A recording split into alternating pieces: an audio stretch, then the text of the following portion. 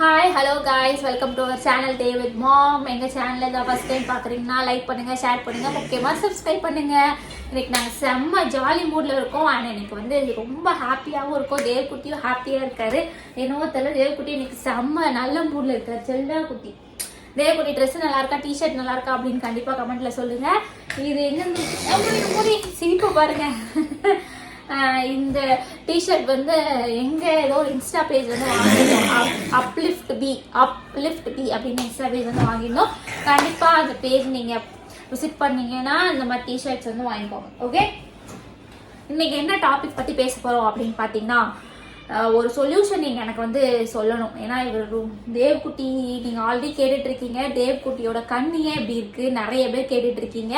So அதை தான் நான் வந்து உங்களுக்கு எக்ஸ்பிளைன் இங்கே பாருங்க. கையை வைக்கக்கூடாது, இங்க கை வச்சா என்னவா, இங்க கை வைக்க கூடாது. பெரி பெரி இவர் சரிப்பா சரி உட்காரு. தங்க பிள்ளைல தங்க உன்னை அங்க பாரு. அங்க பாருங்க. என்னன்னு பாத்தீங்கன்னா, தேவ்குட்டியோட கண்ணு வந்து ஏன் இப்படி இருக்கு அப்படின்னு கேட்டுட்டே இருக்கீங்க. அவரு வந்து என்ன பண்றான் அப்படின்னா, இப்ப தூங்கும் போது கண்ணை குத்திக்கிட்டே இருக்கான். அதாவது சின்ன வயசுல பண்ணிட்டு இருந்தான். ஆக்சுவலி ஒரு 3 வயசுல இருந்தே அப்பவே வந்து ஸ்டார்ட் ஆயிடுச்சு. அவர் என்ன பண்ணுவார்னா இப்படி படுத்திருப்பான். எப்படி படுத்திருப்பான், அப்படி மல்லாக்க இப்படி படுத்திருக்கானா, படுத்துட்டு இந்த கண்ணு மட்டும் இங்கே இப்படி குத்திட்டே இருக்கும். இந்தா இப்படியே குத்துனா எப்படி இருக்கும், எனக்கே வலிக்குது. ஸோ அப்போ வந்து நாங்கள் கையை எடுத்து விடுவோம். சின்ன வயசுல நாங்கள் கையை எடுத்து விடுவோம். அப்போ கொஞ்சம் கம்மியாச்சு. இப்போ ரீசெண்ட் டேஸா வந்து ரொம்ப பண்றான். அதனாலதான் அந்த கண்ணு வந்து ரொம்ப உள்ள போயிருக்கு. நீங்களே பாருங்க எப்படி உள்ள போயிருக்குன்னு பாருங்க.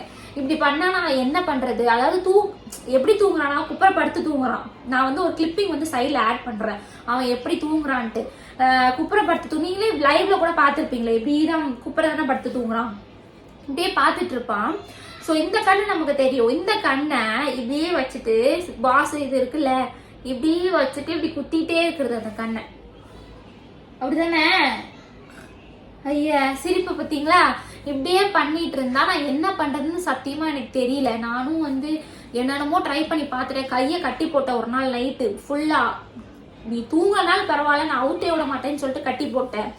அப்பவும் வந்துட்டு என்னாச்சு, அப்போ கொஞ்சம் ஆக்சுவலி அவன் கோவமா இருந்தா நம்ம எந்த விஷயமே பண்ண முடியாது. கொஞ்சம் நல்ல மூட்ல இருந்தா மட்டும்தான் ஒரு விஷயம் பண்ண முடியும். என்னடா பட்டுக்குட்டி வா,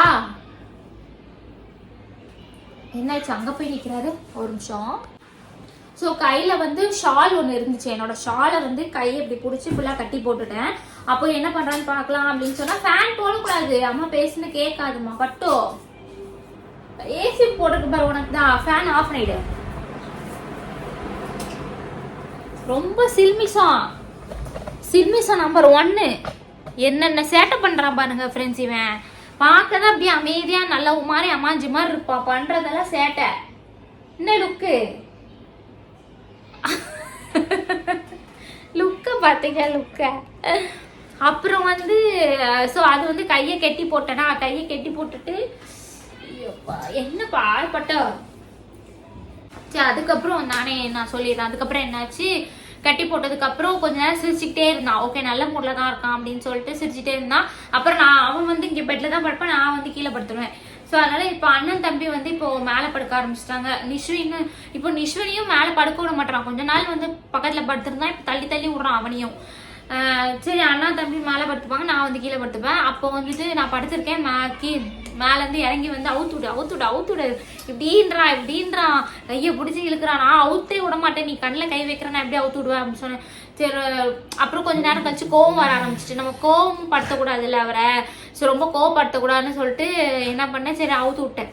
அந்த இதை வந்து ஷாலை வந்து அவுத்து விட்டேன். ஷாலை கொண்டு போய் அந்த ரூம்ல தான் வச்சுட்டு வருவாரா. இங்க வெயிட்டானா அது வைக்க மாட்டானா, அந்த ரூம்ல போய் தான் பாஸ் வச்சுட்டு வருவாராமா.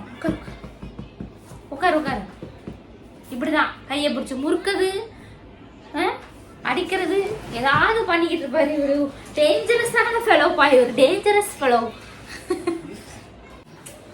ஸோ அதனால வந்துட்டு நீங்கள் எனக்கு வந்து ஏதாவது ஒரு சொல்யூஷன் சொல்லுங்கள் ஃப்ரெண்ட்ஸ். டாக்டர்கிட்ட கேளுங்க, இல்லை டீச்சர்ஸ் கிட்ட கேளுங்க அப்படின்னு சொல்கிறீங்க. பட் அவங்க வந்து ஒரே வார்த்தையில் முடிச்சிடுவாங்க. நீங்கள் தான் ப்ராக்டிஸ் பண்ணணும் வீட்டில், நீங்கள் தான் அதை தடுக்கணும், நீங்கள் தான் கையெடுத்து விடணும், நீங்கள் தான் அதுக்கு அலோவ் பண்ணக்கூடாது, நீங்கள் தான் அதை டைவர்ட் பண்ணணும் அப்படின்னு நீங்கள் தான் எல்லாத்தையும் நாங்கள் தான் வந்து பண்ணணும் அப்படின்ற மாதிரி அவங்க சொல்கிறாங்க. ஸோ நம்மளால் எதுவுமே பண்ண முடியல. கரெக்டு தானே ஃப்ரெண்ட்ஸ்? அவங்க எப்படி அதுக்கு சொல்யூஷன் கொடுக்க முடியும்? நம்ம தான் அதை டைவர்ட் பண்ணணும், நம்ம தானே கூட இருக்கோம். ஸோ நீங்கள் தான் டைவர்ட் பண்ணணும் அப்படின்ற மாதிரி சொல்கிறாங்க. ஸோ அதுக்கு ஏதாவது சொல்யூஷன் இருந்தால் நீங்கள் எனக்கு சொல்லுங்கள், நான் ட்ரை பண்ணி பார்க்குறேன். பிகாஸ் அந்த கண்ணு வந்து எப்படி நம்ம படுக்கும்போதே அந்த தானாக அந்த கண் இப்படி போயிடுது, இப்படி உள்ளே வச்சு தான் படுப்பானேவான். ஸோ அது வந்து எப்படி நான் ஸ்டாப் பண்ணுறதுன்னு தெரில. ஏம்மா இருக்க மாட்டியா பட்டு? இவர் வந்து மற்ற நேரங்களெல்லாம் தேவையில்லாத நேரத்தில் ஏசியை போட்டு பட்டு கிடப்பாரு, ஜன்னல்லாம் திறந்து வச்சுட்டு. நான் இவருக்காக இப்போ வீடியோ எடுக்கணும், ஏசி போட்டு உட்காந்துருக்கேன்னா அவர் வெளியே போகிறாராம்மா. பாரு, அவர் போட்டால் தப்பு இல்லை, நம்ம போட்டால் தப்பு. இப்போ வந்து எதுக்கு ஏசி நீ போடுற அப்படின்னு என்னைய அவருக்கு அந்த இந்த டைம் எதுக்கு ஏசி ஆஃப் பண்ணு, ஃபேனை போட்டு உட்காரு அப்படின்றான். இதே நம்ம செஞ்சோம்னா அவருக்கு தப்பா தெரியாது. சரி சரி, நீ பட்டுக்கோ தேவ். இந்தா வேண்டாமா, படுக்க மாட்டியா? சரி சரி சரி சரி, படுக்க மாட்டியா? அப்போ உட்காரு மேன். நான் எங்கேயும் வரல, நீ வேணா போ. அப்ப நீ போ, அப்பா கிட்ட போறியா?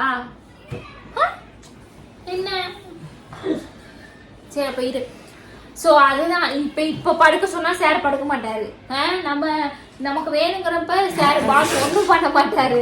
ஆமா, பாஸ் ஒன்றும் பண்ண மாட்டாரு. பாஸ் ஏதோ நல்ல மூட்ல இருக்காரு, இல்லைன்னா என்ன ஏற்கனவே கையில வந்து லைட்டா தான் முறுக்குறான். இப்போ ஏதாவது நோண்டன்னு வைங்க, பயங்கரமா முறுக்கிட்டு போயிடுவான். யாருக்காவது தேவ்கிட்ட கை முறுக்கல் வாங்கணும்னு ஆசைப்பட்டீங்கன்னா எங்க வீட்டுக்கு வந்து வாங்கிட்டு போலாம்.